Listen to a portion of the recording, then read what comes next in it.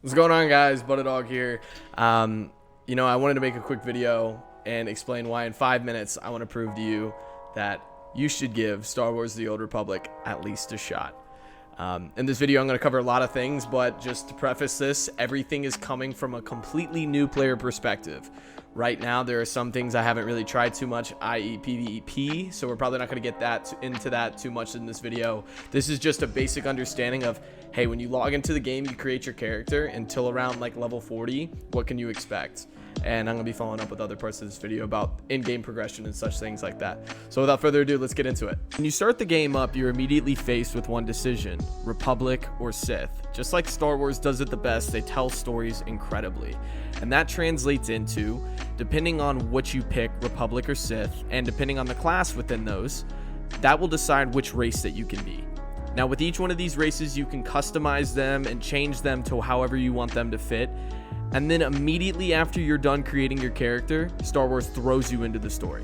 After playing around a little bit and doing the opening cutscene, I started killing stuff and immediately noticed how fluid the combat system was.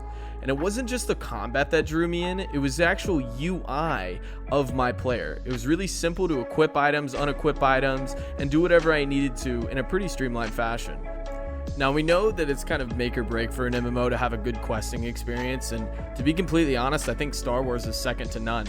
Just from going around, killing mobs, collecting items for quests, or going and meeting new people in the world, it was pretty immersive in the sense that the zones are cool, the combat was cool, and everything about it honestly was just a lot of fun to have.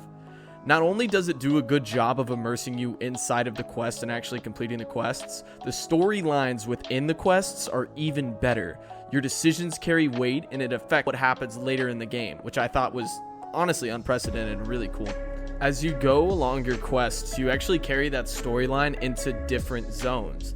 So as I went into the separate zones, I realized that they had their own unique little flair to it. Drummond Cast was really dark with a lot of trees. And then you eventually start meeting the main characters like Lord Zash and all of these large icons within the Star Wars series that carry weight to the story. And it's really apparent within its 10-year cycle, they've kept some really awesome players in the community. You'll have tons of players running around willing to help, show you awesome sets of armor that you can achieve, and just provide a little bit of sensibility into the game. And as the game went on, it was these same people that were in the community wanting to help me were the same people that wanted to queue up for my first dungeon. And with that being said, let's dive into dungeons for a second. So dungeons in this game are actually called flashpoints, and from what I can tell, you can either queue up with by yourself doing a normal mode or queuing up with 3 other people making a 4-person group for either normal mode or veteran mode flashpoints. And granted, this is from a new player experience, so I could be wrong on some of that. The initial experience, though, of the dungeon was that it was just like the outside world, super immersive, the lore made sense, and it was really cool because each dungeon had its own narrative within the main story. So the characters that you've seen in the main story come back into these dungeons in full effect. Maybe like, for example, a boss form, and giving you a little bit more of a deep dive into the specific lore of the game. And even throughout these dungeons, you have mini cutscenes, just like your quests, that give you a little bit more immersion into the experience of the dungeon. Overall, these are really fun. I will say that the skill gap does need to be increased a little bit, but so far it's a lot of fun. So Star Wars in concept is a really fun, immersive, storytelling, RPG first MMO. If you're looking for something pretty casual to have fun with, immerse yourself into a cool lore, and just honestly have something to play, as I know a lot of people are moving through MMOs, this is a great one to get on and definitely check out right as it's coming up on its new expansion coming up in December.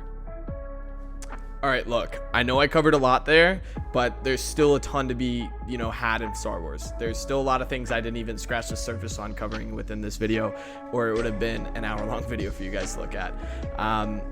I will be making follow-up videos for this so you guys get a little bit more insight into in-game progression and such things like that. If you want to, you can follow along with my journey in Star Wars at twitch.tv/buttadog with 2 G's, BUTTADOGG, and you can check out my journey there. So appreciate it, guys, and until next time, later.